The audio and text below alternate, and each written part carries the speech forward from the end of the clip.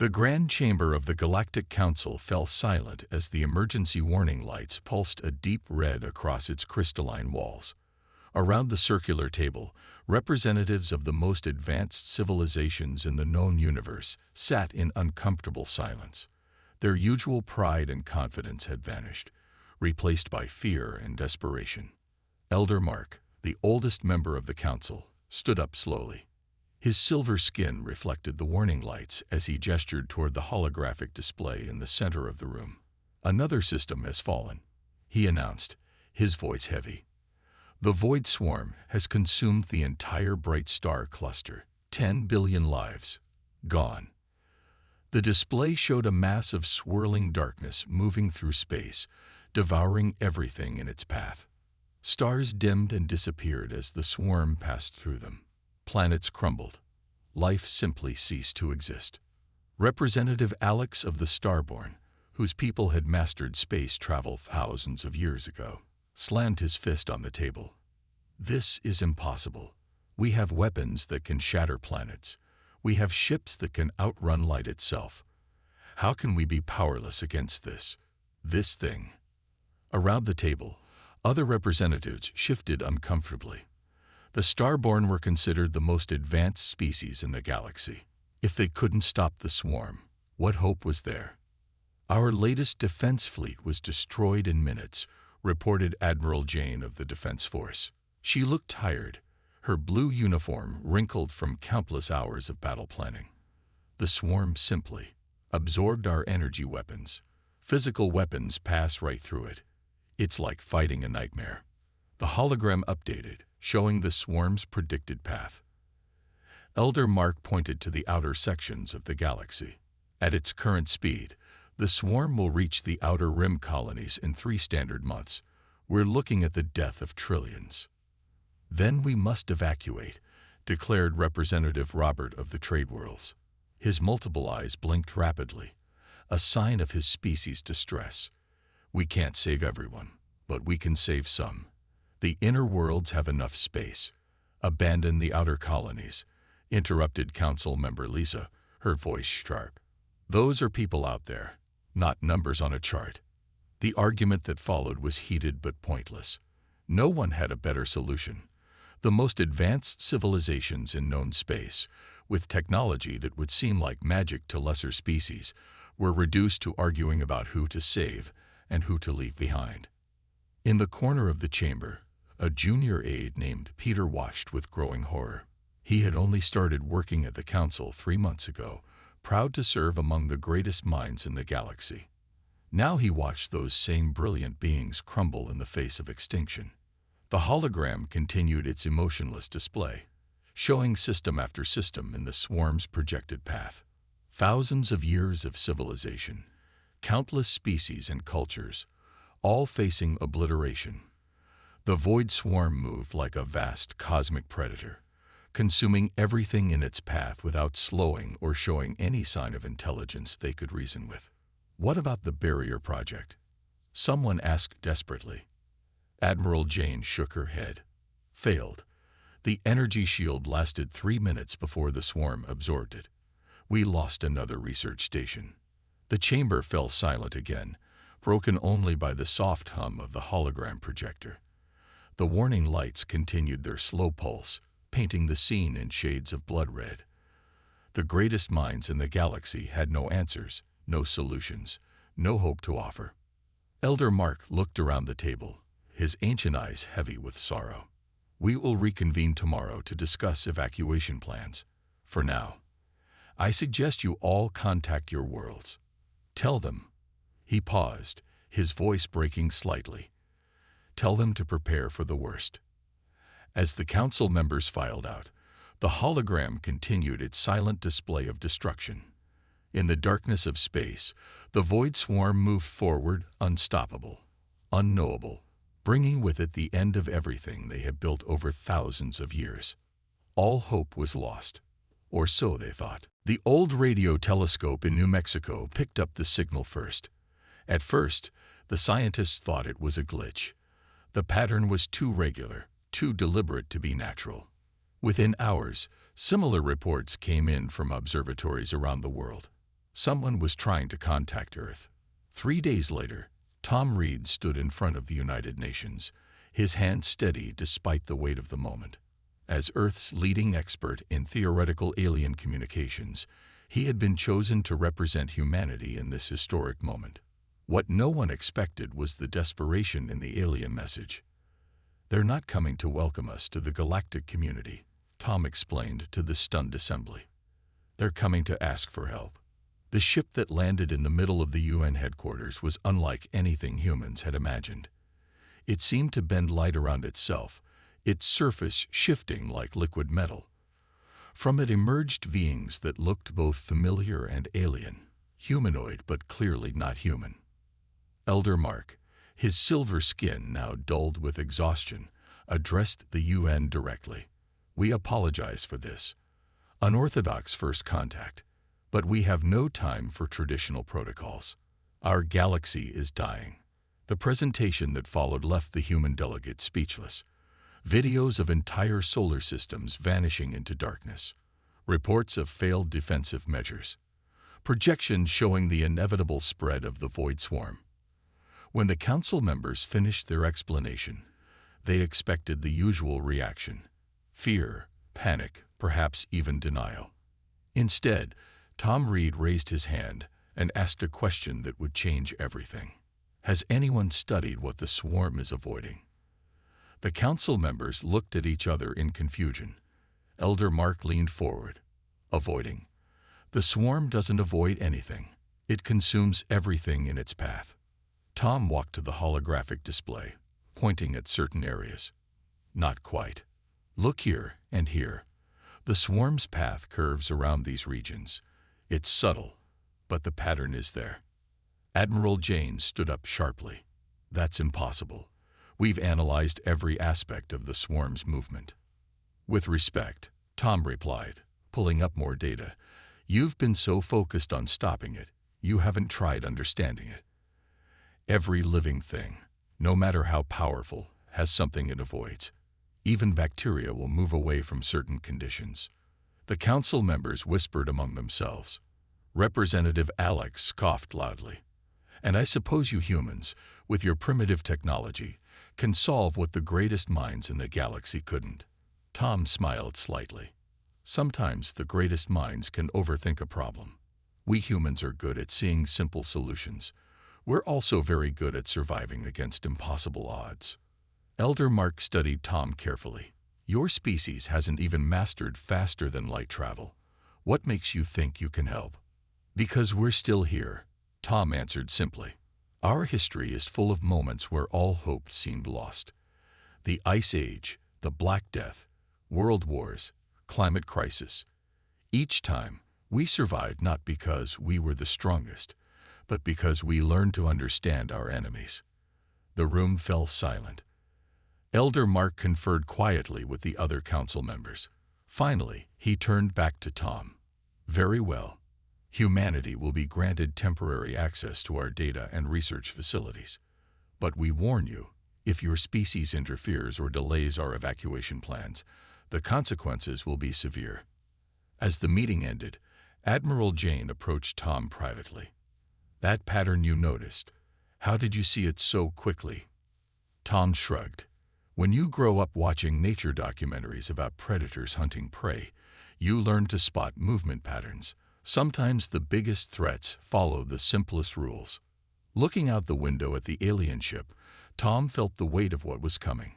Humanity had just been thrust onto the galactic stage, not as newcomers to be guided, but as possible saviors of everything. Now they just had to prove they deserved that chance. Dr. Anna Miller hadn't slept in 3 days, but she couldn't stop now. The holographic display in front of her showed thousands of data points, each representing a star system the void swarm had either consumed or avoided. Her small team of human scientists worked quietly around her in the massive alien research facility, looking comically out of place with their simple laptops next to advanced alien technology. "Look at this," she called out to her colleague, Dr. Jack Wilson. "Every star the swarm avoids has something in common." Jack walked over, coffee cup in hand. Some human habits remained even in an alien research station. What did you find? It's not about the planets or the position, Anna explained, highlighting several star systems. It's about the stars themselves. They all emit a specific type of radiation pattern. The alien scientists had dismissed their work at first. Representative Alex had called it a waste of time, arguing that they should focus on evacuation plans instead. But Elder Mark had insisted they be given a chance, even providing them with access to the Council's vast database of stellar observations. The swarm isn't just eating everything, Anna continued, pulling up more data. It's being picky, like a predator that avoids certain foods. Their breakthrough came on the 4th day. Anna's team had been reviewing data from Earth's sun, comparing it to the stars the swarm had consumed, when they noticed something extraordinary. Get Elder Mark. Anna ordered one of the assistants. He needs to see this. When the council members arrived, Anna was ready. She stood before the main display, her tired face lit up with excitement. We've been looking at this all wrong, she began. The void swarm isn't just a mindless force of destruction. It's feeding on specific types of energy. The display showed a complex pattern of solar radiation waves. Every star the swarm has consumed shares this energy signature, she explained, and every star it avoids. They emit radiation patterns that disrupt this signature. Admiral Jane stepped forward, her eyes wide. Are you saying we could use this to fight the swarm? Better, Anna replied. We might be able to make it starve. The alien scientists reviewed their findings, amazed they had missed something so fundamental. They had been so focused on building bigger weapons and stronger shields that they never considered studying the swarm's basic behavior. But this is just a theory, Representative Alex argued. We can't modify a star's radiation pattern. It's impossible. Jack cleared his throat. Actually, we can. We've been doing it on a small scale for years. The room fell silent. Elder Mark turned to him slowly. Explain. Back on Earth, we developed techniques to slightly modify our sun's output to help combat climate change, Jack said. It was controversial, but it worked. We called it Project Sundown. Anna pulled up the Earth research data. We're not talking about changing a star's fundamental nature, just tweaking its radiation output slightly, like adding salt to food to make it unpalatable. The council members huddled together, discussing rapidly in their own languages. Finally, Elder Mark turned back to the human team. You believe you can modify stars to repel the swarm. We can try, Anna said firmly. We'll need resources, and there's no guarantee it will work on a large scale. But it's better than running away. Admiral Jane smiled for the first time in weeks. Resources you shall have. All of them. As the council members left to make arrangements, Jack turned to Anna. You know what's funny? We might save the galaxy using technology we developed to save ourselves from our own mistakes. Anna looked at the display, where the void swarm continued its relentless advance. That's the thing about humans, she said quietly. We make a lot of mistakes, but we learn from them. Maybe that's what makes us different. The real work was just beginning. But for the first time since the swarm appeared, there was more than just hope. There was a plan. The test star glowed softly in the holographic display. Around it, dozens of sensors tracked every change in its radiation output.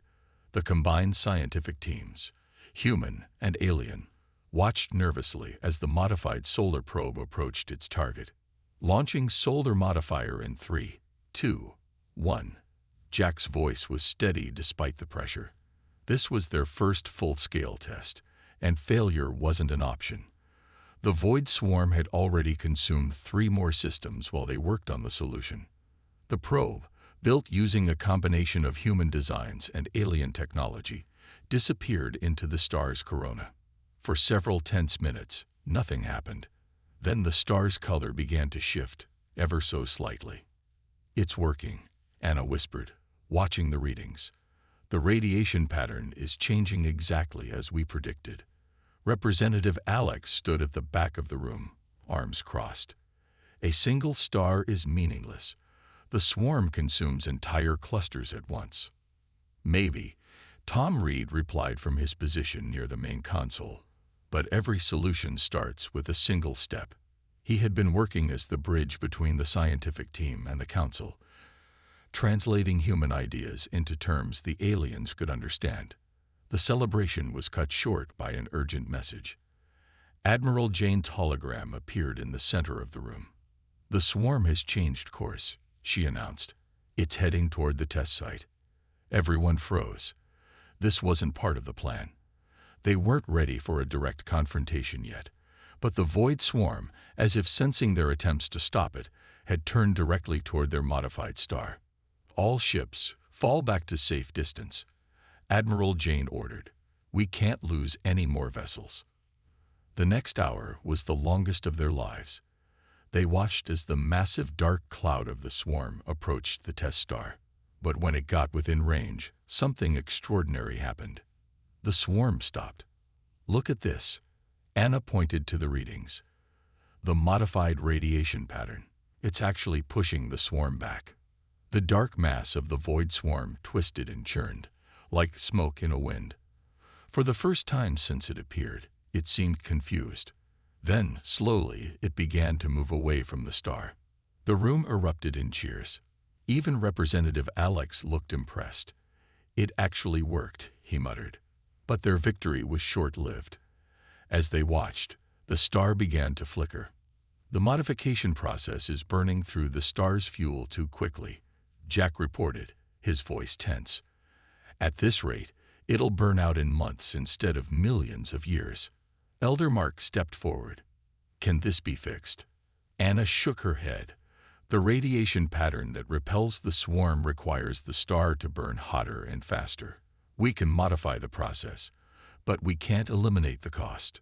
The room fell silent as the implications sank in. They had found a way to fight the swarm, but at a terrible price. Every star they modified would die years before its time. "Then we make it count," Tom said firmly. "We choose our targets carefully. Create barriers, safe zones. We can't save every star, but we can save enough to matter." The alien scientists began running calculations, plotting which stars could be sacrificed to create the most effective barrier against the swarm. But Anna noticed something in their data, something they hadn't considered yet. "There's one more thing," she said quietly. "The bigger the star, the stronger the repelling effect. If we could modify a really massive star." She pulled up an image everyone in the room recognized. Earth's sun. The humans in the room looked at each other. They all understood what she was suggesting. Using their own sun would create the strongest barrier possible, but it would doom their home world. Tom looked at the image of their sun, then at the approaching swarm. Sometimes, being a hero meant making impossible choices. "Call the UN," he said finally. "They need to know what we found, and what it will cost." Captain James Walker stood on the bridge of the Hope, humanity's first faster-than-light ship. Built in just 2 months using alien technology, it carried the fate of not just Earth, but the entire galaxy in its hull. "First target star in range," his navigator reported. "Modifier probe ready for launch." Around them, alien ships formed a protective circle. They had lost too many stars already. This mission had to succeed. The void swarm had increased its pace, as if it somehow knew they were fighting back. "Launch probe," James ordered. This was the 4th star they had modified this week. Each success pushed back the swarm, but also marked another star for an early death. The weight of that responsibility kept him awake at night. The probe launched smoothly, its human design enhanced by alien technology. As it entered the star's corona, James thought about the message he had received from Earth that morning. The UN had voted. If this defensive line worked, they would proceed with the Sol modification plan. "Radiation patterns shifting," reported Dr. Anna Miller from her station. She had insisted on being part of the mission team. "This one's taking the changes faster than the others." Suddenly, alarms blared across the bridge. Swarm activity detected. The alien sensors screamed. Multiple tendrils approaching. All ships, battle positions. Admiral Jane's voice came through clear and sharp. Protect that star until the modification is complete. James watched as dark tentacles of the void swarm reached toward them. The alien ships fired their weapons, not to hurt the swarm, but to distract it. They had learned that even temporary disruptions could buy precious minutes. Modification at 60%, Anna called out. We need 5 more minutes. The swarm pressed closer. One of the alien ships vanished into the darkness, its crew sacrificing themselves to buy more time. James gripped his chair as the hope shuddered under the strain of staying just out of reach. 80%, 85%. Another alien ship disappeared. The swarm was learning, adapting. Each victory became harder than the last. 90%. The darkness reached for them like hungry fingers. On the view screen, James could see the star's color changing, its radiation becoming poisonous to the swarm. Modification complete. The effect was immediate. The swarm recoiled from the modified star as if burned. Its tendrils withdrew, twisting away from the new radiation pattern. Another victory, bought with the life of a star and brave alien crews. Later, in the ship's meeting room, Elder Mark addressed the combined human-alien task force. The defensive line is holding, he announced, but the swarm is gathering strength. It's preparing for something big. Admiral Jane pulled up the latest sensor data. It's combining its tendrils, forming a mass larger than anything we've seen before. When it strikes, then we move forward with the Sol plan, Tom Reed said firmly. He had joined them via hologram from Earth. The UN vote was unanimous. We're ready. The room fell silent. Everyone understood what this meant. Earth, humanity's cradle, would become uninhabitable. Billions would need to be evacuated to colony worlds provided by the Council. Are you sure? Elder Mark asked softly. No one would blame your people for choosing to save their home. James looked around the room at his crew, human and alien working together, each understanding the price of victory. Earth is just a planet, he said. Humanity is more than where we live. We're what we're willing to do for others. Anna pulled up the Sol modification plans. They had refined the process, making it more efficient, more powerful. Earth's sun would become the strongest barrier ever created against the swarm. Begin evacuation procedures, Tom ordered. We have 3 months to move everyone before the modification begins. As the meeting ended, James stayed behind, looking at the image of Earth's sun. Soon it would shine brighter than ever before, its light not giving life to Earth, but protecting life throughout the galaxy. Sometimes the brightest light came from the darkest moments. The evacuation of Earth was the largest movement of people in human history. Massive alien ships filled the skies, each capable of carrying millions to their new homes among the stars. Cities slowly emptied. Farmlands fell quiet. The world held its breath as humanity prepared to leave its cradle. Tom Reed stood in the now empty UN building, watching the last transport ships take off. Status report. He called into his communicator. 89% of Earth's population evacuated, responded the AI coordinator. Remaining transports will complete their runs within 48 hours. Outside, the sun still shone as it had for billions of years, unaware that soon it would be transformed into humanity's final gift to the galaxy. The modification equipment was already in place, waiting for the signal. On the Hope, Captain James Walker and Dr. Anna Miller monitored the Void Swarm's movements. The massive dark cloud had gathered itself into a single, terrifying mass. It's like it knows what we're planning, Anna said quietly, studying the readings. Look how it's positioning itself for a final strike. The defensive line of modified stars had held, but barely. 3 more alien ships had been lost in the last week alone. The swarm was getting desperate, aggressive. It seemed to understand that its time was running out. Elder Mark's hologram appeared on the bridge. The Council has received the final evacuation reports. We're ready to begin the Sol modification process. James looked at his crew, both human and alien. Send the signal, he ordered. Start the countdown. The massive solar modificators, built using everything they had learned from their previous attempts, began to power up. This would be different from the other stars. Earth's sun wouldn't just repel the swarm. It would become a beacon of radiation that would drive the creature from this part of the galaxy forever. Modification process at 10%, Anna reported. The sun's color began to shift slightly, a change visible even from Earth. Then the alarm screamed. The swarm. Admiral Jane's voice cut through the chaos. It's making its move. On every screen, they watched as the massive dark cloud surged forward. It wasn't just attacking one point. It was striking along the entire defensive line at once. It's trying to break through before we can finish, James realized. All ships, hold the line. We need more time. Modified stars flickered as the swarm pressed against their radiation barriers. One by one, alien and human ships moved to intercept, buying precious seconds with their lives. Modification at 30%, Anna called out. The process is stable but slow.